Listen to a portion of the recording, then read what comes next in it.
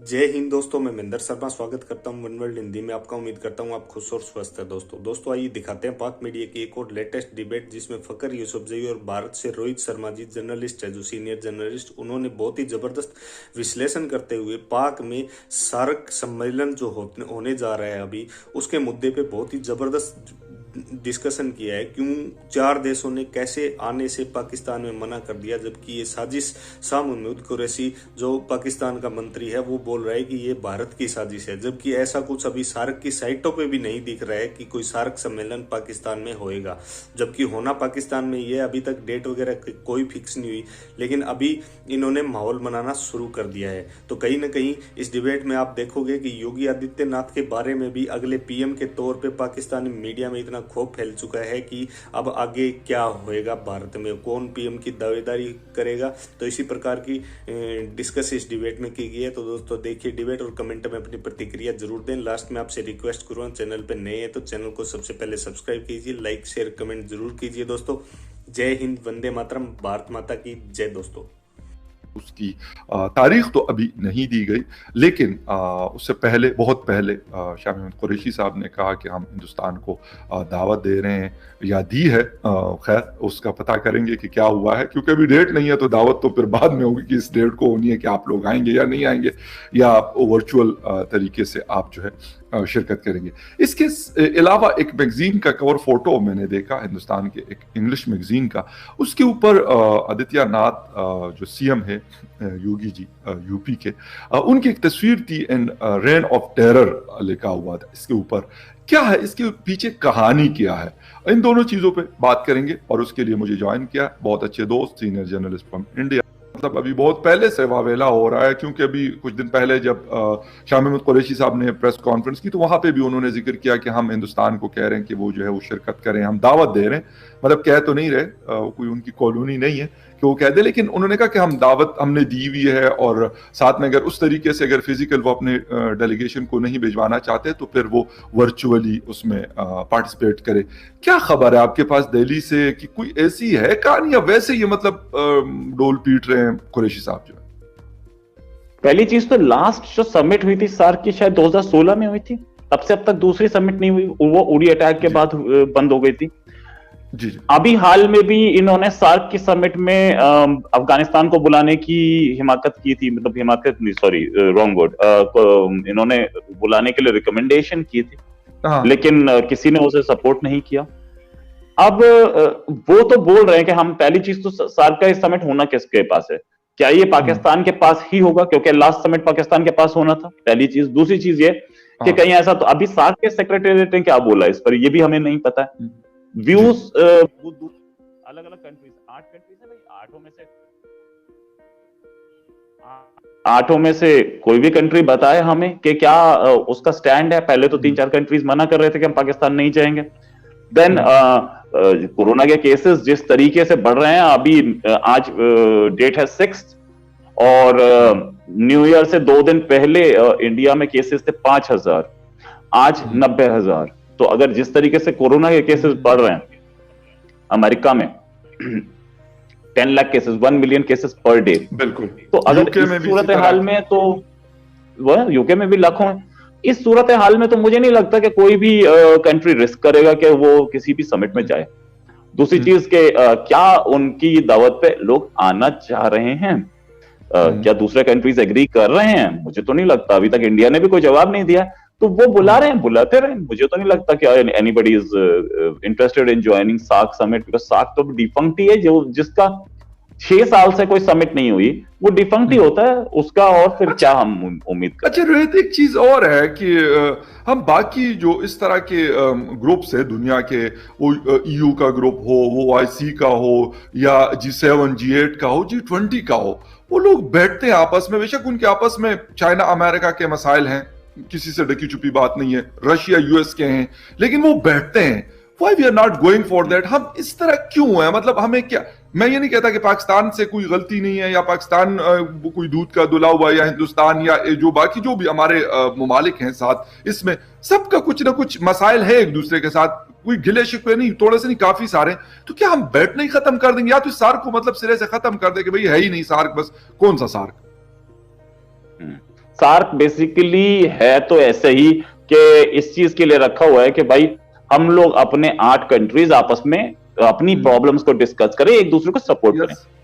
SAARC के लिए हम लोग काम भी कर रहे हैं। सार्क के लिए इंडिया ने सैटेलाइट दिया है, जिसको बांग्लादेश यूज करता है, नेपाल यूज करता है, श्रीलंका यूज करता है। इंडिया ने दिया है एक satellite, communication satellite plus remote sensing है। इंडिया के जो सैटेलाइट्स हैं वो सार्क कंट्रीज को हेल्प करते हैं। हम लोग कोऑर्डिनेट करते हैं एंटी टेरर पे। तो जब इंडिया का एक स्टैंड है कि हम लोग एंटी टेरर पे कोऑर्डिनेट करेंगे, हमारी इंटेलिजेंस एजेंसीज आपस में, पुलिस आपस में एक दूसरे से बात करती रहती है, हमारी एक्सटर्नल अफेयर्स मिनिस्ट्रीज आपस में टच में रहती हैं, लेकिन क्या सार्क का कोई समिट नहीं हो रही है बस, बाकी तो हम लोग आपस में। लेकिन पाकिस्तान की तरफ से ऐसा कोई कोऑर्डिनेशन हमें दिख ही नहीं रहा है ना। जो हमारा सार्क का जो सैटेलाइट इंडिया ने दिया है उसमें भी पाकिस्तान का कोई कोऑर्डिनेशन मुझे नहीं दिखा। उसके लॉन्च पे भी पाकिस्तान की तरफ से कोई नहीं था।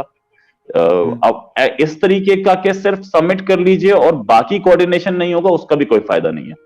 तो बस ये हम देखते हैं, हम उम्मीद करते हैं कि सार्क ठीक से चल जाए और बेटर रहो, लेकिन उसके लिए बाकी सारे कंट्रीज को तो एक्सेप्ट करना पड़ेगा ना। एक तालिबान और आ गया है उस साइड अफगानिस्तान में, तो एक कंट्री तो पहले ही जिसपे बाकी सारे कंट्रीज मिल करके टेरर का आरोप लगा रहे थे, एक और कंट्री जिसमें फिर टेरर का आरोप लग रहा है, और जिसकी जो हायरार्की है या टॉप एलिट है वो वही इंटरनेशनली रिकॉग्नाइज्ड टेररिस्ट है।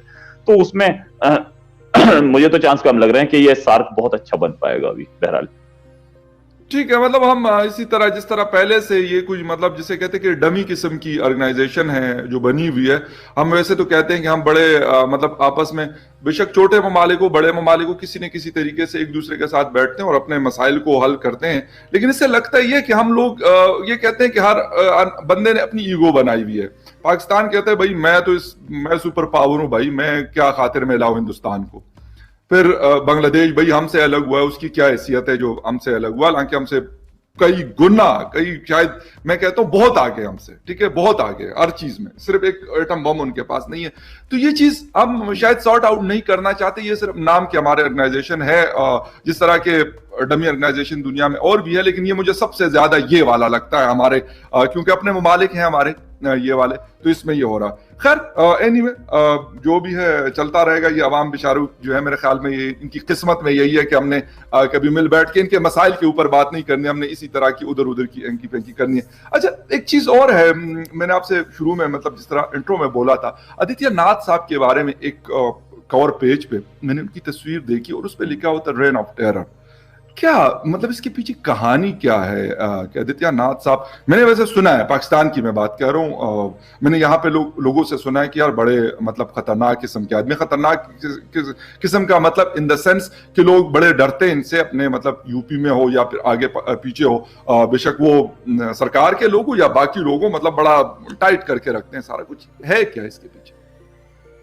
देखिए, योगी जी यूपी के चीफ मिनिस्टर हैं, और ये जो फोटो छपी है रेन ऑफ टेरर के साथ, मैं कहता हूँ ये बड़ा अच्छा हुआ, ऐसे छपनी चाहिए, क्योंकि पाकिस्तान के लोग पहले देखें ऐसी फोटोज हमारे यहाँ छपती हैं, और योगी आदित्यनाथ और प्राइम मिनिस्टर मोदी को भी लोग कंडेम करते हैं। जो बोला जाता है ना कि इंडियन मीडिया बिका हुआ है, गोदी मीडिया है, ये फोटोग्राफ्स क्यों नहीं देखते पाकिस्तानी मीडिया को या पाकिस्तानी ISI को या DG ISPR को या प्राइम मिनिस्टर को? सबके सब तो यही बोलते हैं कि मीडिया तो मोदी की तारीफ करता रहता है। अरे भाई, ये मीडिया भी है, ये जो दिख रहा है, जो फोटो छपी है, दुनिया को दिखनी चाहिए। अच्छा, इस पर स्टेटमेंट दे देगा पाकिस्तान, स्टेटमेंट देगा, पाकिस्तानी जर्नलिस्ट इसे कोट करेंगे कि आपके यहाँ तो मीडिया नहीं बोला, लेकिन उसके ही 3 घंटे बाद फिर बोल रहे होंगे कि गोदी मीडिया बिका हुआ है।